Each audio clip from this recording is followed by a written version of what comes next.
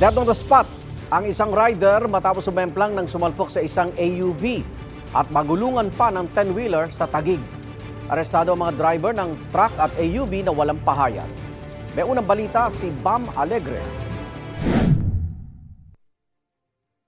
Naipon ng mga sasakyan sa bahaging ito ng C5 southbound sa barangay Pinagsama, Taguig, pasado alas 6 ng umaga kahapon. Maya-maya sumalpok sa isa sa mga sasakyan ng isang motorsiklo. Sumemplang ang rider at nagulungan ng 10-wheeler. Dead on the spot ang rider. Pagdating po namin dun sa area, sinabi po ng mga first responder doon, bago po kami makarating, wala daw pong makitang identity. At saka pag-check po talaga namin, negative for identity. Ngayon, binigyan po namin ng secure yung area bago po kami tumawag ng pinakamalapit na PNP. Matapos tingnan ng pulis ang mga gamit ng biktima, nalamang isa siyang 35-year-old na lalaking security guard na papasok sana sa trabaho nang mangyari ang insidente. Wala halos pong natira.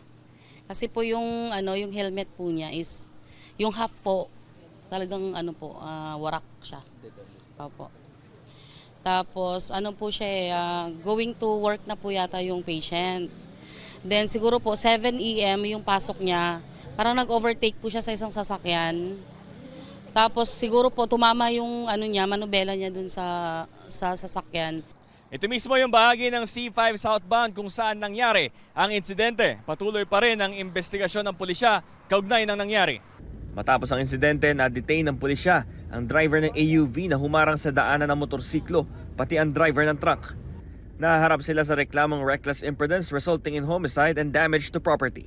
Hindi sila nagbigay ng pahayag at na-impound na ang mga sasakyan nila.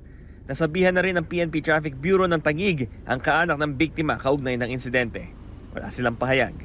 Ito ang unang balita sa Taguig, Bam Alegre para sa GMA Integrated News. Igan, mauna ka sa mga balita, mag-subscribe na sa GMA Integrated News sa YouTube para sa iba't ibang ulat sa ating bansa.